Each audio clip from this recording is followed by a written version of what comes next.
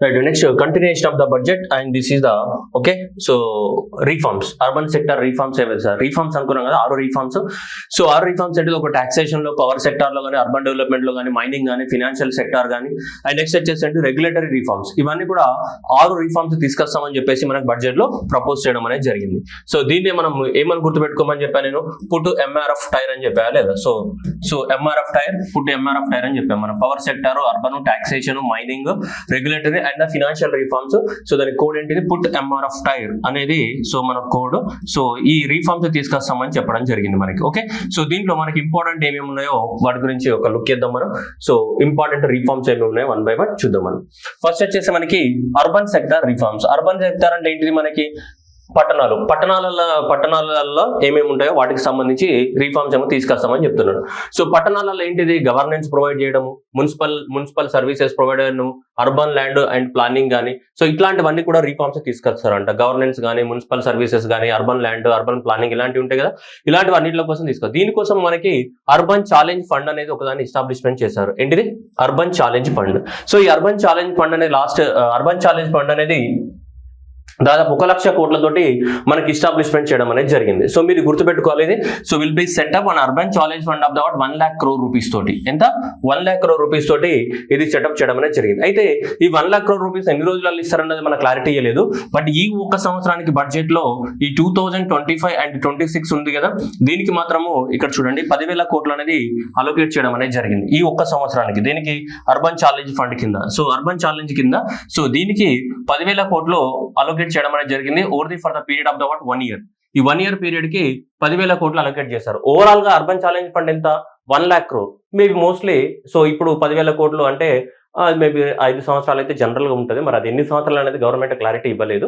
But చూద్దాం మనం. అయితే మొత్తం అందులో ఉన్నటువంటి 1 లక్ష కోట్లు గవర్నమెంట్ పెట్టగలుగుతుంది, ఎక్కడన్నా పెట్టలేదు. So public sector and private sector అందరూ పార్టిసిపేట్ చేస్తేనే మనకు 1 లక్ష కోట్లు అనేది అవుతుంది. సో ఇది మొత్తం కూడా including the public and private sector తో కలిసి మనకి దాదాపు 1 లక్ష కోట్ల రూపాయలని మనకి స్పెండ్ చేస్తున్నారు. దేనిపైన, అర్బన్ ఏరియాస్ లో డెవలప్మెంట్. ఏం చేయాలంటే అర్బన్ ఏరియాస్ లో ఫస్ట్ వన్ ఇక్కడ చూడండి, అర్బన్ ఏరియాస్ లో ఏం చేయాలంటున్నారు, cities at the what growth hubs అని చెప్పేసి, రెండోది creative redevelopment of the cities అని, అండ్ మూడోది వచ్చేసి వాటర్ అండ్ శానిటేషన్ అనేది. ఈ మూడిట్లను డెవలప్మెంట్ చేయాలనుకుంటున్నారు ఈ అర్బన్ ఛాలెంజ్ ఫండ్ ద్వారా. సో ఈ మూడిట్లను డెవలప్మెంట్ చేయాలనుకుంటున్నారు. ఒకటి సిటీస్ ని గ్రోత్ హబ్స్ లాగా, రెండోది వచ్చేసి మనకి creative redevelopment of the cities, and మూడోది వచ్చేసి ఏంటి, వాటర్ అండ్ ద శానిటేషన్. ఈ మూడిట్లను మనకి ప్రొవైడ్ చేయాలనుకుంటున్నారు. దేని ద్వారా, సో ఈ అర్బన్ ఛాలెంజ్ ఫండ్ ఏదైతే ఉందో ఈ అర్బన్ ఛాలెంజ్ ఫండ్ ద్వారా మనకు చేయాలనుకుంటున్నారు. ఓకేనా, సో అది మనం గుర్తుపెట్టుకోవాలి మనకి ఖచ్చితంగా. ఓకే, ఇందులో కనీసం 50%, అంటే ఇందులో ఇప్పుడు 1 లక్ష కోట్లు అనుకుంటున్నాం కదమ్మా. సో ఈ 1 లక్ష కోట్లలో కనీసం 50% of the funds, 50% of the funds అనేటిది బ్యాంకుల ద్వారా కానీ, లేదంటే బాండ్స్ ద్వారా కానీ, లేదంటే ప్రైవేట్ వాళ్ళ ద్వారా కానీ మనకి మొబిలైజేషన్ చేయాలనుకుంటుంది గవర్నమెంట్. కనీసం ఎంత, 50%, అంటే 50,000 కోట్లు. మిగతా 50,000 కోట్లు గవర్నమెంట్ బడ్జెట్ ద్వారా సో మేబీ ఇవ్వడానికి అవకాశం ఉంది. అన్క్లియర్, ప్రస్తుతానికైతే అన్క్లియర్. సో మిగతా 50,000 కోట్లు గవర్నమెంట్ అనేది బడ్జెట్ ద్వారా ఇవ్వడానికి. అందుకనే గవర్నమెంట్ చూడండి లాజిక్ గా ఈ సంవత్సరం 10,000 ఇచ్చింది, 5 సంవత్సరాలు అనుకుంటే ఇంకొక 40,000 కోట్లు ఇస్తాయి. 50,000 కోట్లు క్లియర్, 50,000 కోట్లు, ఇంకొక 50,000 కోట్లు బ్యాంకుల ద్వారా లోన్లు తీసుకోవడం కానీ, బాండ్స్ ద్వారా కానీ, ప్రైవేట్ సెక్టార్ ద్వారా కానీ మొబిలైజేషన్ చేయాలనుకుంటుంది. ఇంకొక 50,000 కోట్లు మేబీ సో బడ్జెట్ లోనే అలొకేట్ చేయడానికి అవకాశం ఉంది. ఓకే, ఇది ఎస్టిమేషన్ జస్ట్ ఐడియా కోసమే, సో మీకు అంటే క్లారిటీ కోసం. ఓకేనా, సో అందువల్ల మీరు క్లారిటీ మిస్ అవ్వకండి. సో ఇది అర్బన్ ఛాలెంజ్ ఫండ్. అయితే మరి సిటీస్ అయితే గ్రోత్ హబ్ అంటే ఏంటి, మన భారతదేశంలో మనకు వచ్చే జీడిపిలో దాదాపు మన ఇండియాలో 70% of the GDP only urban areas నుంచి డెవలప్ అవుతుంది. మనకి రూరల్ ఏరియాస్ నుంచి ఏం కాదు, అర్బన్ ఏరియాస్ నుంచి. భారతదేశంలో వచ్చేటువంటి 70% of the GDP urban areas నుంచి డెవలప్ అవుతుంది. అయితే ఇది మనకి లాస్ట్ ఇయర్ జూలైలో ప్రవేశపెట్టిన బడ్జెట్, ఈ బడ్జెట్ కాదు, జూలై 2024-25లో ప్రవేశపెట్టిన బడ్జెట్ లోనే దీన్ని ప్రపోజ్ చేశారు. ఏంటిది, సిటీస్ అదే గ్రోత్ హబ్స్ అని. ఈ బడ్జెట్ లో కూడా పెట్టారు, ఈ బడ్జెట్ లో కూడా 10,000 కోట్లు అలొకేట్ చేశారు, అండ్ పోయిన బడ్జెట్ లో కూడా దీన్ని పెట్టడం జరిగింది. ఏమని, సిటీస్ అదే గ్రోత్ హబ్ అని. ఏం చేస్తామన్నారు, సిటీస్ అదే గ్రోత్ హబ్స్ అంటే మీనింగ్ ఏంటిది చూడండి, orderly development of the cities కానీ, framework of the creative brownfield redevelopment of the existing water supply and the sewerage treatment plant construction చేయడం కానీ. This is important. 14 గంట 14 large cities with population more than 30 lakh crores will have the transit oriented development అని చెప్తున్నాడు. 30 లక్షల population దాటి ఉన్నటువంటి 14 పెద్ద cities ఏవైతే ఉన్నాయో వాటన్నిటికి ఏంటి, ట్రాన్సిట్ ఓరియంటేషన్ డెవలప్మెంట్, అంటే అవుట్కట్స్ లో ఉండి సిటీలోకి ప్రయాణం చేసేటట్టు కూడా డెవలప్మెంట్ జరగాల మనకి. అంతే తప్ప తప్ప ఇక్కడ అందరు సిటీలో ఉండాలంటే ఇక్కడ ఏమైతే మొత్తం సో కంజెషన్ అయిపోతుంది. సో అందువల్ల ఇక్కడ సిటీ ఉందనుకోండి, సిటీకి 10 కిలోమీటర్లు 20 కిలోమీటర్ల దూరంలో ఈ చుట్టుపక్కల ప్రాంతాలను కూడా డెవలప్మెంట్ లేదు. సో వాళ్ళు సిటీకి వస్తూ పోతూ ఉండాలన్నమాట. సో అలా మనకి 14 సిటీస్ దాదాపు 30 లక్షల కన్నా పాపులేషన్ ఏవైతే ఉన్నాయో వాటి దాటిన సిటీస్ లోపల ట్రాన్సిట్ ఓరియంటెడ్ డెవలప్మెంట్ ప్లాన్స్ చేస్తామని చెప్పేసి లాస్ట్ ఇయర్ బడ్జెట్ లో ప్రపోజ్ చేశారు. దీన్నే ఇప్పుడు ఈ బడ్జెట్ లో మళ్ళీ సేమ్ కంటిన్యూషన్ చేస్తున్నారు. సేమ్ ఈ బడ్జెట్ లో కూడా సేమ్ ని కంటిన్యూషన్ చేయడం జరుగుతున్నాయి. ఓకేనా? సో ఇది మనకి దీంట్లో ఇవ్వడం అనేది జరిగింది అర్బన్ సెక్టార్ రిఫార్మ్స్ కి సంబంధించి. Next power sector reform. Power విద్యుత్ రంగం. సో విద్యుత్ రంగం పవర్ సెక్టార్ లోపల మనకి ఏముండాలి, స్మార్ట్ మీటర్స్ అవి ఇవన్నీ ఉంటాయి కదా, అవన్నీ చేయాల్సి ఉంటుంది. Power sector. So we will incentivize the what electricity distribution reforms and augmentation of the what intrastate transmission capacity అన్నాడు. ఏమన్నాడు ఇక్కడ డిస్కామ్స్ డిస్ట్రిబ్యూషన్ కంపెనీస్, పవర్ ని జనరేట్ చేసే కంపెనీ ఏమంటారు, జెన్కో అంటారు. పవర్ ని డిస్ట్రిబ్యూషన్ చేసే కంపెనీ సో డిస్కామ్స్ అంటారా లేదా? డిస్ట్రిబ్యూషన్ ఏమైతే చేస్తుంటామో అలాంటి కంపెనీస్ ఏమంటాం మనం, డిస్కామ్స్ అంటాం. పవర్ డిస్ట్రిబ్యూషన్ కంపెనీస్ ఏమంటాం మనం, డిస్కామ్స్ అని చెప్తుంటామా లేదా? సో కాబట్టి అలా ఈ పవర్ డిస్కామ్ కంపెనీస్ ఏవైతే ఉన్నాయో వాళ్ళకి ఎలక్ట్రిసిటీకి సంబంధించి రిఫార్మ్స్ ఇస్తామని చెప్తున్నారు. రెండోది వచ్చేసి మనకి intra state transmission capacity by the what state, అంటే ఒక రాష్ట్రంలోనే ఇంట్రా స్టేట్ అని చెప్తున్నారు. ఇంట్రా స్టేట్ అంటే ఏంటి, with in the state. With in the state మనకి పవర్ ట్రాన్స్మిషన్ కోసం ఆ రాష్ట్ర ప్రభుత్వం కనుక రిఫార్మ్స్ ని చేపడితే వాళ్ళకి ఇన్సెంటివ్స్ ఇస్తామని చెప్తుంది. ప్లస్ అలానే కాకుండా మనకి ఎఫ్ఆర్బిఎం యాక్ట్ ప్రకారము ఏ రాష్ట్రం అయినా సరే అప్పులు తీసుకురావాలంటే ఎంతవరకు తీసుకురావచ్చు, మనకి ఎఫ్ఆర్బిఎం యాక్ట్ 2003 ప్రకారము it should not be more than 3% of the GDP. So జీడిపిలో 3% కన్నా ఎక్కువగా దాటకుండా అప్పులు తీసుకురావచ్చు. అయితే ఏ రాష్ట్రం అయితే పవర్ సెక్టర్ లో రిఫార్మ్స్ తీసుకొస్తుందో ఆ రాష్ట్రానికి 5% 0.5% అనేది ఎక్స్ట్రాగా అలో చేస్తారంట అప్పులు తీసుకోవడానికి. అంటే 3 నుంచి ఎంతకి 3.5% పెంచుతామని చెప్తున్నారు. ఓకేనా? ఏ రాష్ట్రం అయితే మనకి ఈ పవర్ సెక్టర్ లో రిఫార్మ్స్ తీసుకొస్తుందో ఆ రాష్ట్రం అనేది, అంటే పవర్ సెక్టర్ లో రిఫార్మ్ తీసుకురావడం అంటే ఏంటిది, ట్రాన్స్మిషన్ కరెక్ట్ ఉండాలి, డిస్ట్రిబ్యూషన్ లాసెస్ ఉండకూడదు, పవర్ దొంగతనం చేయకూడదు, పవర్ బిల్లు కరెక్ట్ గా వసూలు చేయాలి, అండ్ స్మార్ట్ మీటర్స్ ఉండాలి. ఇవే మనకి సోలార్ పంప్ సెట్లని డెవలప్మెంట్ చేయాలి. ఇవే పవర్ సెక్టర్ రిఫార్మ్స్ అంటే. ఇవి చేస్తే ఆ రాష్ట్రం కూడా బాగుపడుతుంది, అంత బాగుంటుంది. సో అది power sector reforms. And this will be that very important. Nuclear energy mission ని లాంచ్ చేయబోతున్నారు. ఏంటిది, న్యూక్లియర్ ఎనర్జీ మిషన్. భారతదేశానికి ఏ మిషన్, న్యూక్లియర్ ఎనర్జీ మిషన్ ని లాంచ్ చేయబోతున్నారు. ఈ న్యూక్లియర్ ఎనర్జీ మిషన్ ద్వారా భారతదేశం అనేది at least 100 gigawatts of the nuclear energy by the 2047 2047 నాటికి కనీసం 100 గిగావాట్ల న్యూక్లియర్ ఎనర్జీని డెవలప్మెంట్ చేయాలనుకుంటున్నారు. ఇది చాలా important question. Okay, 100 gigawatts of the nuclear ఎనర్జీని డెవలప్మెంట్ చేయాలనుకుంటున్నారు 2047 నాటికి. అయితే దీనికోసం ఈ బడ్జెట్ లో ఏం చేశారంటే, మనం ఇప్పటికి కూడా అమెరికా మీద కానీ, ఫ్రాన్స్ మీద కానీ, రష్యా మీద కానీ ఇలాంటి కంట్రీస్ యొక్క మీదనే ఆధారపడుతున్నాం. ఇప్పుడు Westinghouse corporation America company కానీ, Areva company of the France కానీ, లేకుంటే రాస్కోమ్ రష్యాది కానీ, ఇలాంటి వాళ్ళు వచ్చి మన భారతదేశంలో న్యూక్లియర్ పవర్ ప్లాంట్స్ కడుతున్నారు. అంటే మన దగ్గర మన ఓన్ టెక్నాలజీ, ఇంకా చాలా అప్డేటెడ్ టెక్నాలజీ ఏం లేదు. మన దగ్గర కూడా టెక్నాలజీ ఉంది, but not much sophisticated as compared with what other countries తో కంపేర్ చేసినప్పుడు మన టెక్నాలజీ అంత మంచిది కాదు. అందువల్ల గవర్నమెంట్ ఏం చేసిందంటే, ఖచ్చితంగా పెద్ద పెద్ద రియాక్టర్లు కట్టే బదులు చిన్న చిన్న రియాక్టర్స్ ని కట్టాలి. వాట్ స్మాల్ మాడ్యులర్ రియాక్టర్స్ ని కట్టాలని చెప్తున్నారు. ఏంటి, చిన్న చిన్న రియాక్టర్స్ ని, చిన్న స్మాల్ మాడ్యులర్ రియాక్టర్స్ అంటే ఏంటిది, 300 మెగావాట్ల వరకు మాత్రమే ఉంటుంది దాని కెపాసిటీ. మాక్సిమం కెపాసిటీ 300 మెగావాట్లు. సో 300 మెగావాట్ల కన్నా తక్కువగా ఉన్న వాటిని ఏమంటాం మనం, స్మాల్ మాడ్యులర్ రియాక్టర్స్ అని చెప్తుంటాం. వాటిని కన్స్ట్రక్ట్ చేయాలని చెప్తుంది. చూడండి, ఈ న్యూక్లియర్ ఎనర్జీ మిషన్, భారతదేశంలో న్యూక్లియర్ ఎనర్జీ మిషన్ ని లాంచ్ చేయబోతున్నాం. ఈ న్యూక్లియర్ మిషన్ వాళ్ళు ఈ న్యూక్లియర్ ఎనర్జీ మిషన్ కింద ఏం చేయాలా, రీసెర్చ్ అండ్ డెవలప్మెంట్ చేయాలా. ఏం చేయాలా, రీసెర్చ్ అండ్ డెవలప్మెంట్ వీటి మీద చేయాలా, వెయిట్ పైన స్మాల్ మాడ్యులర్ రియాక్టర్స్ పైన చేయాలి. What is mean by small modular reactor, whose capacity is less than 300 megawatts. 300 megawatts కన్నా తక్కువగా ఉన్నటువంటి రియాక్టర్స్, న్యూక్లియర్ రియాక్టర్స్ ఏమంటాం మనం, స్మాల్ మాడ్యులర్ రియాక్టర్స్ అని చెప్తాం. దీనికోసమే మనకేంటిది 20,000 కోట్లు అనేది అలొకేట్ చేయడం జరిగింది. అలాగే కనీసం 5 ఇండిజినస్లీ డెవలప్డ్ మనకేంటిది స్మాల్ మాడ్యులర్ రియాక్టర్స్ ఉండాలి బై విచ్ ఇయర్ 2033 నాటికి, 2033 నాటికి కనీసం 5 ఏముండాలా, స్మాల్ మాడ్యులర్ రియాక్టర్స్ ఉండాలని చెప్తున్నారు. కనీసం 5 స్మాల్ మాడ్యులర్ రియాక్టర్స్ ఉండాలి. ఏ ఇయర్ నాటికి 2033 నాటికి. సో ఇది ఎక్స్పెక్టెడ్ లో ఒకటి కంపల్సరీ బిట్ ఇది. Nuclear energy mission 100 GW by 2047. భారతదేశంలో చిన్న స్మాల్ మాడ్యులర్ రియాక్టర్స్ ని డెవలప్మెంట్ చేయాలి, 5 డెవలప్మెంట్ చేయాలి, అది మన ఓన్ టెక్నాలజీ తోటి. ఓకేనా, దీనికి ఎంత అలొకేట్ చేస్తాం, 20,000 కోట్లు అనేది అలొకేట్ చేయడం అనేది జరిగింది. This is most important. Small modular reactors. Small modular reactors అంటే చూడండి, స్మాల్ అంటే ఏంటిది, స్మాలర్ దాన్ ట్రెడిషనల్ వాటితో కంపేర్ చేస్తే 1/3 లెస్ సైజ్ లో ఉంటాయి. అంటే ఎంత, మాక్సిమం 300 MW వరకే ఉంటాయి అనమాట. ట్రెడిషనల్ ఎంత ఉంటాయి, 900 MW, 1000, 1200 MW అలా ఉంటాయి. వాటిని ట్రెడిషనల్ న్యూక్లియర్ రియాక్టర్స్ అని చెప్తుంటాం మనం. ఓకే,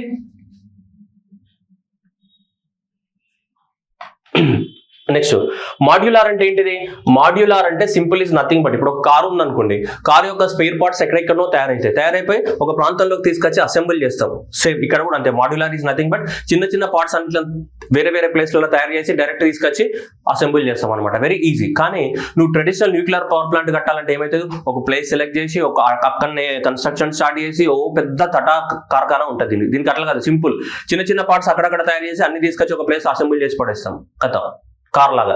దీన్నే మాడ్యులార్ అంటాం మనం. మాడ్యులార్ ఈజ్ నథింగ్ బట్ చూడండి, pre assembled in the factories and transported to the site for the quick installation. కానీ పెద్ద న్యూక్లియర్ రియాక్టర్స్ అట్లా చేయం. అదే ప్రాంతాల్లో కన్స్ట్రక్ట్ చేస్తాం, అదే ప్రాంతాల్లో అన్ని చేస్తాం. ఇది అట్లా కాదు, ఆనికి ఆర్డర్ ఇస్తాం, వీనికి ఒక 4-5 కంపెనీస్కి ఆర్డర్ ఇస్తాం, వాళ్ళ ఆర్డర్ కాగానే వాళ్ళు ఇచ్చిన వస్తువులన్నీ తీసుకొచ్చి జాయిన్ చేసేస్తాం, అయిపోతుంది, న్యూక్లియర్ రియాక్టర్ తయారైపోతుంది. సింపుల్ అదనమాట మనకి. అందుకనే ఇక్కడ ఏమన్నా ప్రీ అసెంబుల్డ్ అన్నాం, ముందే మనం తయారు చేసుకొని పెడతాం అనమాట. తయారు చేసుకొని ఒక దగ్గరికి వచ్చి అసెంబుల్ చేస్తాం అట్లా అనమాట. రియాక్టర్స్ అంటే nuclear fission. So nuclear fission జరిగే reactor. This is our original meaning of the word. So small modular reactors. ఓకేనా, స్మాల్ మాడ్యులర్ రియాక్టర్స్ చూడండి, నార్మల్ కన్వెన్షనల్ రియాక్టర్స్ ఎంత ఉంటుంది మనకి, 700 MW కన్నా ఎక్కువ ఉంటుంది. స్మాల్ మాడ్యులర్ రియాక్టర్స్ అయితే 300 MW కన్నా తక్కువగా ఉంటాయి. ఇక మళ్ళీ మైక్రో రియాక్టర్స్ అంటే మనకి 10 MW కన్నా తక్కువ ఉన్న వాటిని ఏమంటే మనం మైక్రో రియాక్టర్స్ అని చెప్తుంటాం మనం.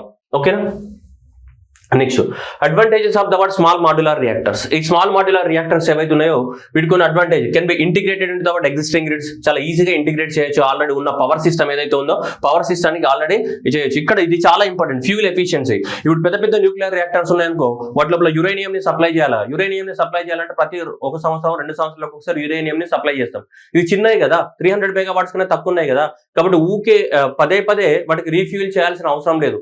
కనీసం రీఫ్యూల్ అనేది ఒక 3 నుంచి 4 సంవత్సరాలకు ఒకసారి రీఫ్యూలింగ్ చేస్తే సరిపోతుంది, 3 నుంచి 7 సంవత్సరాల వరకు. కానీ ఈ చిన్న న్యూక్లియర్ రియాక్టర్స్ అనేవి 1 or 2 years ఒకసారి మనం రీఫ్యూలింగ్ చేయాల్సి, అంటే యురేనియంతో ఫిల్ చేయాల్సి వస్తుంది మనకి.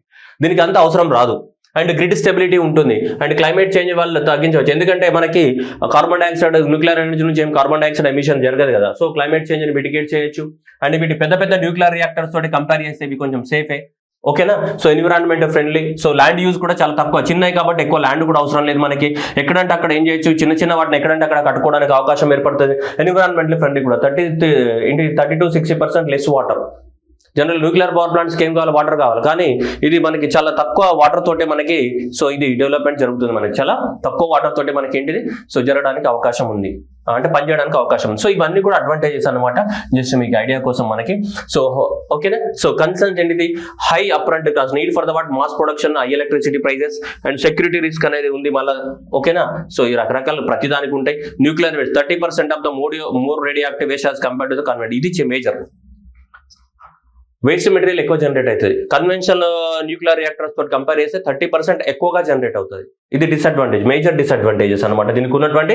సో ఇది limited fuel operations, so unproven technology, uncertainty about reality and environmental impact. ఇంకేం లేదు, ఈ టెక్నాలజీ అనేది ఎక్కడ లేదు ప్రపంచంలో. చిన్న రియాక్టర్స్ యొక్క టెక్నాలజీ అనేది ఇంకా అంత పెద్దగా ఏ దేశాలు వాడలేదు. అందరూ కూడా పెద్ద న్యూక్లియర్ పవర్ ప్లాంట్స్ కడుతున్నారు, కానీ ఇలా చిన్న స్మాల్ మాడ్యులర్ రియాక్టర్స్ కట్టారు. అందుకే మంచి అన్ప్రూవెన్ టెక్నాలజీ అంటారు. ఇంకా ఏ కంట్రీలలో కూడా పెద్దగా ప్రూవ్ కాలేదు ఇది. అండ్ దట్టు ఇది చూడడానికి చిన్నగా ఉన్నా కానీ వేస్ట్ మెటీరియల్ ఎక్కువ జనరేట్ అవుతుంది. కన్వెన్షన్ ట్రెడిషనల్ వాటికన్నా కూడా 30% మోర్ ఎక్కువగా జనరేట్ అవడానికి అవకాశం ఉంది. సో అది మేజర్ ప్రాబ్లం ఇక్కడ వీటితో వచ్చినటువంటి ప్రాబ్లం. ఓకేనా, రైట్. ఇది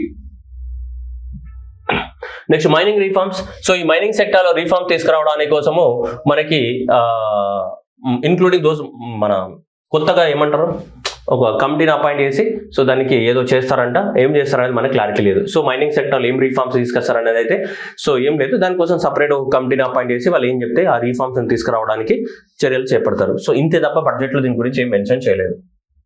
next financial sector reforms. Financial sector reforms లోపల తీసుకుంటే ఫస్ట్ ఆఫ్ ఆల్ ఇప్పుడు నువ్వు లోన్ తీసుకున్నావు అనుకో, లోన్ తీసుకోవాలంటే వాడు క్రెడిట్ కార్డు స్కోర్ అడుగుతాడా లేదా, సిబిల్ స్కోర్, ఆ స్కోర్, ఈ స్కోర్ అని చెప్పేసి సో స్కోర్ అడుగుతా ఉంటాడు లేదా, క్రెడిట్ కార్డు అది ఇది అని చెప్పేసి. అట్లాగే ఇప్పుడు గ్రామీణ ప్రాంతాలలో కూడా లోన్ తీసుకోవాలనుకున్నారు అనుకోండి, అందుకోసం వచ్చి గ్రామీణ ప్రాంతాల వాళ్ళకి బెనిఫిట్ అవ్వడానికి కోసము గ్రామీణ్ క్రెడిట్ స్కోర్ ని కూడా ఇంట్రడ్యూస్ చేస్తున్నారు. ఇప్పుడు ఏంటిది Grameen credit score, A framework to serve the credit need for the self help groups and the people in the rural areas. అంటే వాళ్ళకు కూడా లోన్స్ తీసుకోవడానికి కోసం గ్రామీణ క్రెడిట్ స్కోర్ అని ఉంటుంది. నీకేముంటుంది, సిబిల్ అనే స్కోర్ ఉంటుంది కదా లోన్ తీసుకోవాలంటే. అలా మరి గ్రామీణ ప్రాంతాల్లో ఉన్న వాళ్ళకి ఏముండదు. సో అందువల్ల కొన్ని పారామీటర్స్ మనది ఎట్లా తయారు చేస్తారని ఏమేమి కన్సిడరేషన్లోకి తీసుకుంటారు అనేది మనకు తెలియదు. నెక్స్ట్ అది వాళ్ళు అనౌన్స్మెంట్ చేస్తారు ఫ్యూచర్లో. సో ఇది ఎలా తీసుకుంటారు అనేది మనకి లేదు. ఇప్పుడు చూద్దాం. గ్రామీణ క్రెడిట్ స్కోర్ ఎవరికి, పల్లెటూర్లలో లోన్ తీసుకునే వాళ్ళకి కానీ, లేకుంటే సెల్ఫ్ హెల్ప్ గ్రూప్స్ కానీ బ్యాంకుకి వెళ్ళి లోన్ తీసుకోవాలనుకుంటే రేపటి రోజు వాళ్ళకి ఫ్యూచర్లో ఏమడుగుతారు, గ్రామీణ క్రెడిట్ స్కోర్ అడుగుతారు వాళ్ళని. సో గ్రామీణ క్రెడిట్ స్కోర్ అడిగితే అప్పుడు ఆ క్రెడిట్ స్కోర్ ఆధారంగా బ్యాంక్స్ అనేవి ఏమిస్తాయి, వాళ్ళకి లోన్స్ ఇవ్వడానికి ఏమున్నాయి అవకాశం ఉంది. బ్యాంక్స్ అనేవి వాళ్ళకి లోన్స్ ఇవ్వడానికి ఏముంది అవకాశం అయితే ఉంది. మరి ఫ్యూచర్ లో చూద్దాం. ఓకేనా, అది ఏం చేస్తారా ఏందా కథ అనేది మనకు తెలియదు ప్రస్తుతానికైతే. ఓకే, కానీ గ్రామీణ క్రెడిట్ స్కోర్ అనేది మనకు ఇంట్రడ్యూస్ చేస్తారంటే it is a part of the financial sector reform. ఓకేనా. నెక్స్ట్ ఇది NAFBID is a setup the partial credit enhancement facility for the corporate bond infrastructure అని చెప్తున్నాడు. ఏంటిది NAFBID అనేది నెక్స్ట్ మాట్లాడదాం మనం ఒకసారి. NAFBID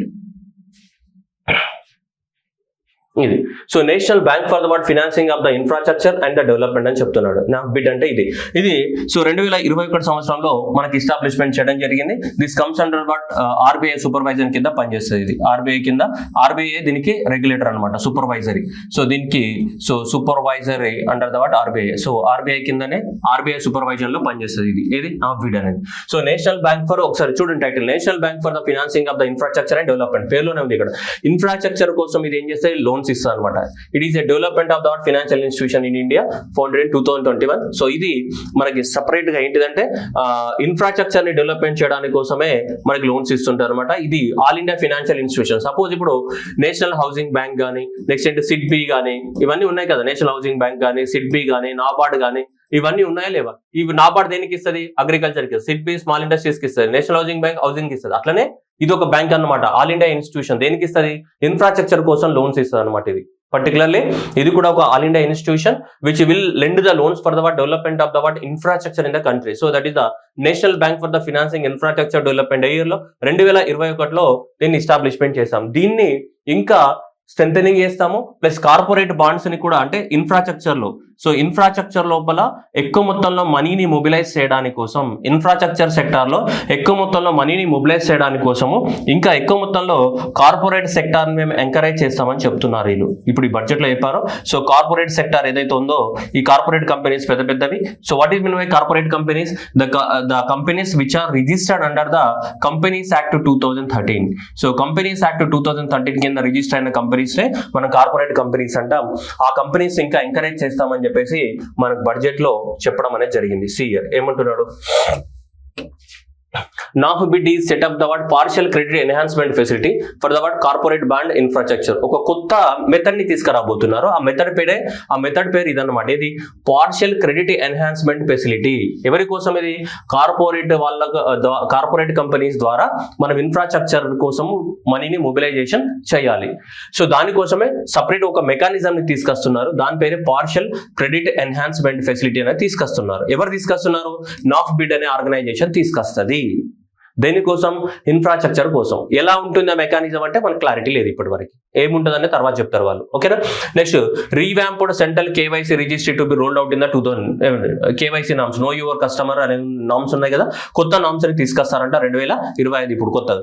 next rationalisation of the requirements for the procedures and speedy approval of the company mergers. ఒక కంపెనీ ఇంకో కంపెనీలో మెర్జర్ అవ్వాలనుకుంటే, కలుపుతాయి కదా లాస్ట్ ఉన్న కంపెనీ, రెండు కంపెనీలని కలిపేయాలనుకుంటే, సో దానికి చాలా పెద్ద ప్రాసెస్ ఉంటుంది. కాంపిటేటివ్ కమిషన్ ఆఫ్ ఇండియా దగ్గరికి వెళ్ళాలి, competitive commission of India permission ఇవ్వాలి, ఆ తర్వాత ఫినాన్స్ మినిస్ట్రీ, ఎంత కథ ఉంటుంది. అందువల్ల ఆ ప్రాసెస్ ఏం చేస్తారంట, స్పీడ్ గా చేస్తారంట. Next this is very important. And FDI limit అనేది పెంచడం జరిగింది. ఏ సెక్టర్ లో? ఇన్సూరెన్స్ సెక్టర్ లో. This is most important question. So 74 నుంచి మనకి 100% ఏంటి, మనకి ఎఫ్డిఐ లిమిట్ ని పెంచడం జరిగింది. ఏ సెక్టర్ లో? ఇన్సూరెన్స్ సెక్టర్ లో. ఇన్సూరెన్స్ సెక్టర్ లో మనకి ఎఫ్డిఐ లిమిట్ ని 74 నుంచి ఎంతకి 100% పెంచడం జరిగింది. These are all are the part of the financial sector reforms. Okay, so గ్రామీణ క్రెడిట్ స్కోర్ ఇంట్రడ్యూస్ చేయబోతున్నాము. అండ్ నాఫ్బిడ్ ద్వారా మన కార్పొరేట్ బాండ్ మార్కెట్ పెంచబోతున్నాము. దేంట్లో ఇన్ఫ్రాస్ట్రక్చర్ డబ్బులు పెట్టడానికి కోసం కేవైసీ నామ్స్ ని మార్చబోతున్నాము. రేషనలైజేషన్ ఆఫ్ ద మెర్జర్, ఏదైనా ఒక కంపెనీ ఇంకో కంపెనీలో మెర్జ్ అవ్వాలనుకుంటే ఆ ప్రాసెస్ ని స్పీడప్ చేయడానికి రూల్స్ ని ఫ్రేమ్ చేస్తారంట. అలాగే ఇన్సూరెన్స్ సెక్టర్ లో ఎఫ్డిఐ ని పెంచడం జరిగింది. 74 నుంచి ఎంతకి 100% కి ఎఫ్డిఐ లో మనం పెంచాము. ఓకే, నెక్స్ట్ కొత్తగా ట్యాక్స్ రిఫార్మ్స్ కూడా తీసుకొస్తారు. సరే మాట్లాడదాం. సో ఫినాన్షియల్ సెక్టర్ రిఫార్మ్స్ లో ఇదే మనం మాట్లాడుతున్నాం, ఎఫ్డిఐ. సో ఎఫ్డిఐ ఇగో 74 నుంచి సో 100% పెంచడం జరిగింది. Expanding the India post payment bank. India post payment bank services ని ఇంకా ఎక్స్పాండ్ చేస్తామని చెప్తున్నారు. అలాగే credit enhance facility through the NaBFID ద్వారా, ఇంతకుముందు అనుకున్నాం మనం నాఫ్బిడ్ ద్వారా. అండ్ నెక్స్ట్ ఏమి ఇంట్రడ్యూస్ చేస్తారు, గ్రామీణ క్రెడిట్ స్కోర్ ని కూడా ఇంట్రడ్యూస్ చేస్తామని చెప్తున్నారు. ఎవరు? Public sector banks.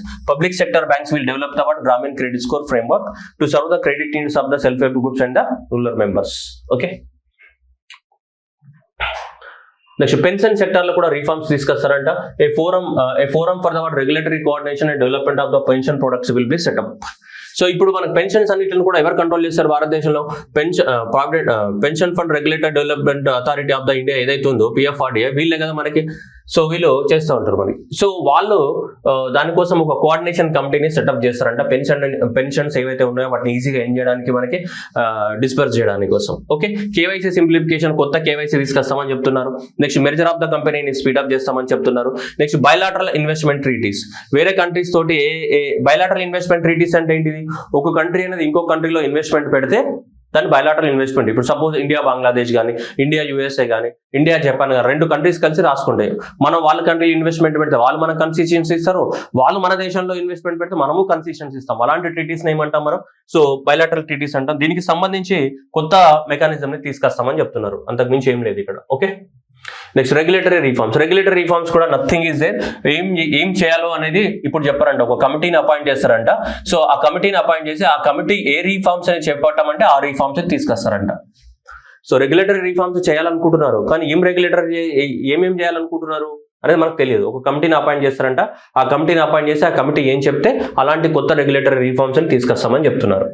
ఓకేనా, next investment friendly index for the state. ఇది ఒకటి కొత్తదాన్ని క్రియేట్ చేస్తారంట. And investment friendly index for the state will be launch in 2025 for the spirit of the competitive cooperative federalism. Investment friendly index అంటే ఏంటిది? ఏ రాష్ట్రం అనేది మనకి investment పెట్టడానికి friendly nature తో ఉంది. ఈ ఇండెక్స్ ని మనకి నీతి ఆయోగ్ ప్రిపేర్ చేస్తుంది, ఈ ఇన్వెస్ట్మెంట్ ఫ్రెండ్లీ ఇండెక్స్ ని. సో దాని ప్రకారం ఏ రాష్ట్రాలకి ఫస్ట్ ర్యాంక్ ఉంటుందో, సెకండ్ ర్యాంక్, థర్డ్ ర్యాంక్ లో ఉంటుందో ఆ రాష్ట్రాలకు ఇన్వెస్ట్మెంట్ ఎక్కువ రావడానికి ఛాన్సెస్ ఉంటాయి. సో అలా ఇది ఒక కొత్త ఇండెక్స్ అనమాట. దానికి ఏం పారామీటర్స్ ఉంటాయి, ఎలా ఉంటాయి అనేది మనకి ఏం క్లారిటీ లేదు. ఫస్ట్ మనకి రిలీజ్ చేస్తే ఒకసారి తెలుస్తుంది అప్పుడు. సో దీంట్లో ఏమేమి కన్సిడరేషన్ లో తీసుకుంటున్నారు అనేది మనకి క్లారిటీ లేదు. నెక్స్ట్ వచ్చేస్తే మనకి ఇది financial stability development council. Financial stability and development council అనేది మనకి ఇది 2010లో సెటప్ చేయడం జరిగింది. ఇది ఫినాన్షియల్ డెవలప్మెంట్ కౌన్సిల్ అని. ఎందుకంటే భారతదేశంలో ఉన్నటువంటి అన్ని పెద్ద పెద్ద company financial development council has been seated. ఇప్పుడు దీనికి చైర్మన్ వచ్చేసి యూనియన్ ఫినాన్స్ మినిస్టర్ చైర్మన్ గా ఉంటారు. మిగతా వాళ్ళందరూ కూడా మెంబర్స్ ఉంటారు. ఎవరెవరు? భారతదేశంలో ఉన్నటువంటి డిఫరెంట్ ఫినాన్షియల్ ఇన్స్టిట్యూషన్స్ యొక్క హెడ్స్ అందరూ కూడా దీంట్లో మెంబర్స్ ఉంటారు. దీంట్లో financial stability and development council చూడండి ఎవరెవరు? RBI నుంచి మెంబర్ ఉంటాడు, PFRDA నుంచి మెంబర్ ఉంటాడు, ఇన్సూరెన్స్ నుంచి మెంబర్ ఉంటాడు, మినిస్టర్ ఆఫ్ ఫైనాన్స్ నుంచి మెంబర్ ఉంటారు. అందరూ భారతదేశంలో ఉన్నటువంటి ఫినాన్షియల్ ఆర్గనైజేషన్స్ ఏవైతే ఉన్నాయో వాళ్ళందరూ దీంట్లో మెంబర్స్ ఉంటారు. ఎందుకంటే వీళ్ళే కదా భారతదేశం యొక్క దేన్ని మెయింటైన్ చేయాలా? ఫినాన్షియల్ స్టెబిలిటీని మెయింటైన్ చేయాలా. అందుకనే అప్పుడే భారతదేశం ఏమైతే డెవలప్ అవుతుంది. అందువల్లనే భారతదేశంలో పనిచేసే ప్రతి ఎకనామిక్ ఆర్గనైజేషన్ దీంట్లో మెంబర్ గా ఉంటుంది. జనరల్ గా ఇక్కడ మీకు కనిపిస్తున్నాయి కొన్ని. సో దీనికి చైర్మన్ ఎవరు ఉంటారు? తొందరపడి RBI గవర్నర్ అని పెట్టేవారు. చైర్మన్ వచ్చేసి దీనికి యూనియన్ ఫినాన్స్ మినిస్టరే చైర్మన్ గా ఉంటాడు దీనికి. సో ఈ కౌన్సిల్ కి, ఫినాన్షియల్ డెవలప్మెంట్ కౌన్సిల్ కి, సో మనకి ఇది 2010లో ఎస్టాబ్లిష్మెంట్ చేయడం అనేది జరిగింది. ఎందుకంటే భారతదేశంలో ఇవన్నీ కూడా కోఆర్డినేషన్ చేయడానికి కోసం. ఓకేనా, ఇది ఎందుకు న్యూస్ లో ఉంది? ఇప్పుడు దీని గురించి నిర్మలా సీతారామన్ గారు ఎందుకు మాట్లాడారు చూడండి. Under the financial stability and developmental council, దీనికి చైర్మన్ ఎవరు ఉంటారు? యూనియన్ ఫైనాన్స్ మినిస్టరే ఉంటారు మనకి. ఓకే, ఈ ఆర్గనైజేషన్ కి మెంబర్స్ ఎవరు ఉంటారు? భారతదేశంలో ఉన్నటువంటి అన్ని organisation, insurance organisation, pension organisation, RBI కానీ, సెబీ కానీ, ఇట్లా అన్ని ఆర్గనైజేషన్ ఉన్న కొందరు దీంట్లో మెంబర్స్ గా ఉంటారు. వీళ్ళు ఏం చేయాలంటున్నారు ఇప్పుడు? ఈ ఎఫ్ఎస్డిసి ఏం చేస్తుందంట? will set up to evaluate the impact of the current financial regulations, and it will also formulate the framework to enhance the responsiveness and development of the financial sector. అంటే ఫినాన్షియల్ సెక్టార్స్ లో ఏవైతే reforms తీసుకురావాలనుకుంటున్నామో ఆ reforms తీసుకురావడానికి కోసము ఈ financial stability and developmental council కూడా తన వంతు పాత్రను పోషిస్తుంది అని చెప్తుంది ఇండైరెక్ట్ గా. ఓకేనా? అంటే వీళ్ళు కూడా ఇన్వాల్వ్ అవుతారు, వీళ్ళు కూడా ఇన్వాల్వ్ అయ్యి, సో ఎవరైతే ఉన్నారో వీళ్ళు కూడా ఇన్వాల్వ్ అవుతారు, వీళ్ళు కూడా ఇన్వాల్వ్ అయ్యి, సో వాళ్ళు కూడా వాళ్ళ యొక్క రోల్ ఏదైతే ఉందో వాళ్ళ రోల్ ని వాళ్ళు కూడా పోషించడం అనేది జరుగుతుంది. So that is the financial stability and the development evaluate the impact of the current financial regulations and the subsidiary instructions. వాళ్ళు కూడా వాటిని ఇన్వాల్వ్ అవుతారంట. ఓకేనా? వీళ్ళు కూడా ఇన్వాల్వ్ అవుతారు దీంట్లో. అంటే ఇప్పుడు మనం ఇప్పుడు రెగ్యులేటరీ అని చదువుతున్నామా లేదా? ఒక కమిటీ సెటప్ చేస్తారు, కమిటీతో పాటు ఇంకేం చేస్తున్నాం? ఇది చేస్తున్నాం. దాంతో పాటు వీళ్ళు కూడా ఇన్వాల్వ్ అయ్యారు. దాంతో పాటు ఇంకోటి జన విశ్వాస్ బిల్ 2.0 తీసుకొస్తారంట. జన విశ్వాస్ యాక్ట్ అనేది 2023లో తీసుకొచ్చాం. ఈ జన విశ్వాసం అంటే ఏంటి? విశ్వాసం అంటే ఏంటి? ట్రస్టే కదా. జనాల యొక్క ట్రస్ట్ ని మనం పెంపొందించాలి. అందుకని చెప్పేసి 180 లీగల్ ప్రొవిజన్స్ ని మనం డీక్రిమినలైజేషన్ చేసాం. అంటే అంతకుముందు అవన్నీ క్రిమినల్ ప్రొవిజన్స్. అట్లా క్రిమినల్ ప్రొవిజన్స్ ఉంటే భారతదేశంలో ఎవరు బిజినెస్ చేయరు. పెనాల్టీ వేయచ్చు, కానీ ఎగ్దమ్ అది క్రిమినల్ అఫెన్స్ అంటే చాలా దారుణం అది. అందువల్ల 180 లీగల్ ప్రొవిజన్స్ ఏం చేశారు? డీక్రిమినలైజేషన్ చేయడం జరిగింది. అలాగే ఇప్పుడు ఇంకొక 100కి పైగా సో మనకి లీగల్ ప్రొవిజన్స్ ని మనకి డీక్రిమినలైజేషన్ చేస్తాము త్రూ జన విశ్వాస్ బిల్ 2.0 ద్వారా చెప్తున్నారు మనకి. ఇది ఆల్రెడీ ఫస్ట్ యాక్ట్ ఎప్పుడు వచ్చింది? మనకి 2023లో వచ్చింది. దీని ప్రకారం 180 లీగల్ ప్రొవిజన్స్ ఏం చేస్తాం? మనం డీక్రిమినలైజేషన్ చేయడం జరిగింది. ఇప్పుడు ఇంకొక 100 మన ప్రొవిజన్స్ ఏం చేస్తున్నాం? డీక్రిమినలైజేషన్ చేస్తామని చెప్తున్నాం జన విశ్వాస్ బిల్ 2 ద్వారా. Okay, next one. So tax reforms government అనేది మేజర్ తీసుకురాబోతుంది. ఆల్రెడీ ఇంతకు కూడా చాలా ట్యాక్స్ రీఫార్మ్స్ తీసుకొచ్చారు. లాస్ట్ 10 years లోపల కొన్ని ట్యాక్స్ రీఫార్మ్స్ తీసుకొచ్చారు. దాంట్లో ఒకటి ఫేస్లెస్ అసెస్మెంట్, పర్సన్ లేకుండానే అసెస్మెంట్ చేయొచ్చు పాన్ కార్డ్ ద్వారా. నెక్స్ట్ వచ్చేసి ట్యాక్స్ పేయర్స్ చార్టర్ అనేది ఒకటి ఇంప్లిమెంట్ చేస్తున్నారు. ఫాస్టర్ రిటర్న్స్ కోసం సైట్స్ తీసుకొచ్చారు. Almost 99% of the returns are the self assessment and వివాదించే విశ్వాస్ స్కీమ్. ఇట్లా రకరకాలుగా ఇవన్నీ కూడా ట్యాక్స్ రీఫార్మ్ అంటే ఇది ట్యాక్స్ సెటిల్మెంట్, డిస్ప్యూట్స్ ని సెటిల్మెంట్ చేసుకోవడానికి కోసము గవర్నమెంట్ అనేది ఇవన్నీ లాస్ట్ 10 years లోపల తీసుకొచ్చినటువంటి రీఫార్మ్స్. జనరల్ గుర్తుపెట్టుకోమని నేను చెప్పట్లేదు, జస్ట్ ఇవన్నీ తీసుకొచ్చామని చెప్తాను. దీంతో పాటు ఇప్పుడు కూడా ఇంకా తీసుకురాబోతున్నాము, ఇంకా ట్యాక్స్ రీఫార్మ్ తీసుకురాబోతున్నాం. ఇప్పుడు తీసుకురాబోయే ట్యాక్స్ రీఫార్మ్స్ లోపల ఇవి ఆబ్జెక్టివ్, ఇవి ఆల్రెడీ తీసుకొచ్చినవి అయిపోయిన గత చరిత్ర ఇవి గత చరిత్ర. ఇప్పుడు కొత్తగా రాబోయే చరిత్ర ఇది, లిఖించబోయే చరిత్ర ఇది. ఇప్పుడు కూడా ట్యాక్స్ రీఫార్మ్స్ తీసుకురాబోతున్నాము. ఈ ట్యాక్స్ రీఫార్మ్స్ కి ఇవన్నీ కూడా ఉంటాయని చెప్తున్నాను. ఒకటి personal income tax reforms with special focus on the middle class పైన ఫోకస్ చేస్తూ reform తీసుకొస్తారంట. Rationalization of the tax deduction at the TDS, tax deduction at the source for the easing of the difficulties gaani. Next వచ్చేసి encouraging the voluntary compliances gaani, reducing the compliance burden gaani, ease of doing business gaani, employment and investment gaani. ఇవన్నీ fulfil అయ్యేటట్టు, ఇవన్నీ కూడా సాధ్యమయ్యేటట్టు తీసుకొస్తారంట. ఇవన్నీ సాధ్యమయ్యేటట్టు ఏం తీసుకొస్తాం? Tax reforms తీసుకొస్తామని చెప్తున్నారు.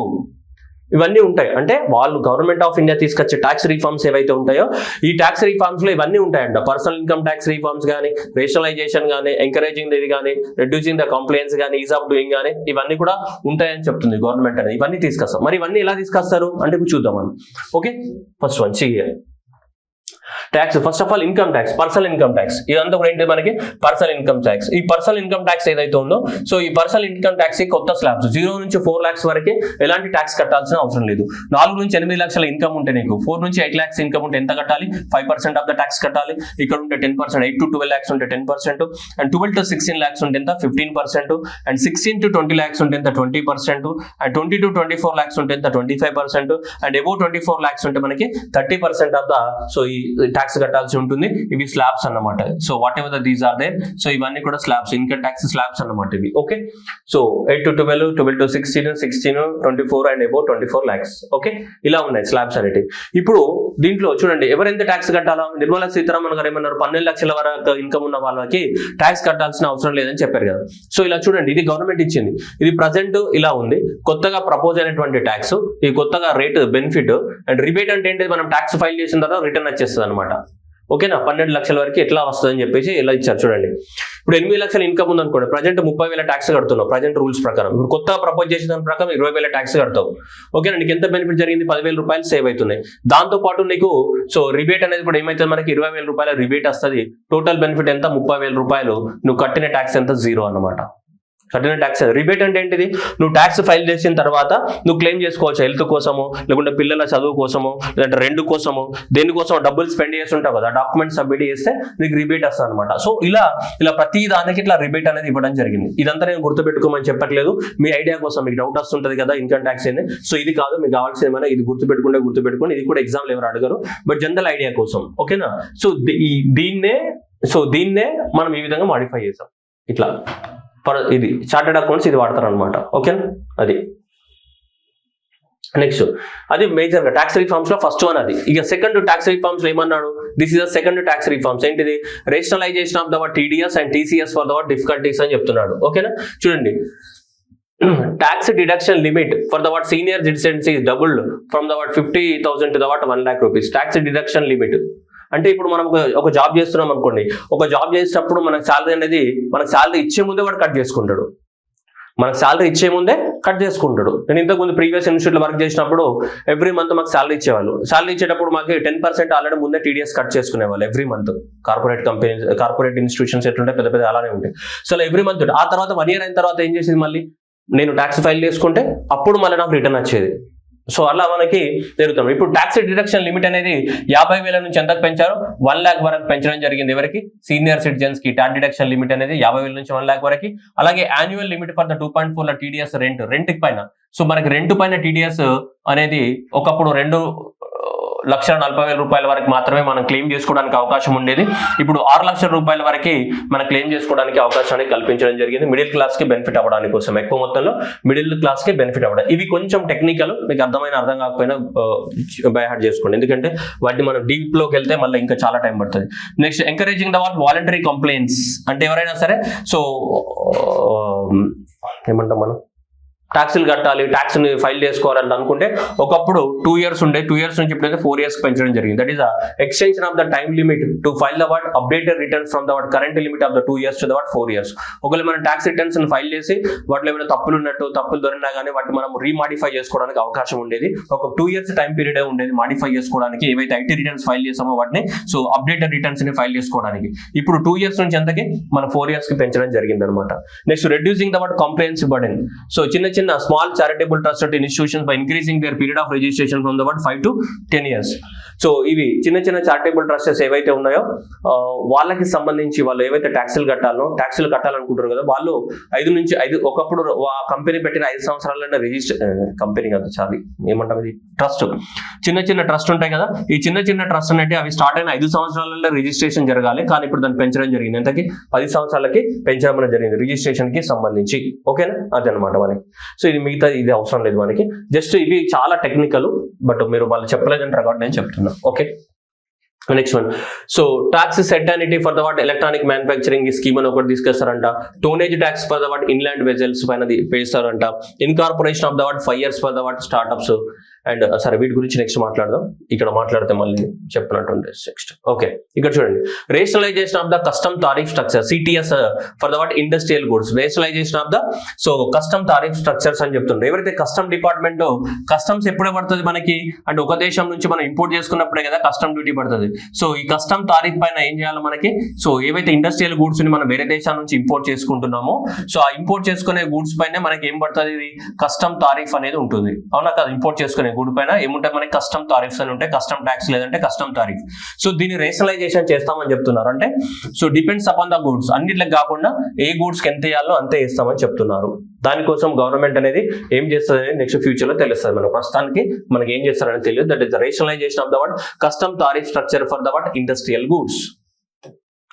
Second one, make in India exemption for the so ఈ ఎల్ఈడి టీవీలు కానీ, ఈ టెక్స్టైల్స్ కానీ, క్యాపిటల్ గూడ్స్ కానీ, లిథియం అయాన్ బ్యాటరీస్ కానీ, ఇట్లాంటివన్నీ ఉన్నాయా, ఇలాంటి వాటి అన్నింటిలో కూడా మనకి సో ఎగ్జెంప్షన్ ఇచ్చారు. ట్యాక్స్ నుంచి ఎగ్జెంప్షన్ ఇవ్వడం అనేది జరిగింది. అంటే ఇంపోర్ట్ డ్యూటీ నుంచి జనరల్ గా అవన్నీ వేరే దేశాల నుంచి మనకి ఇంపోర్ట్ చేసుకుంటారు కదా అవి. Next one, promotion of the so maintenance repair overall that is exemption of the 10 years for the ships building and the ship building activity, breaking, extension, time period etcetera ఉన్నాయి.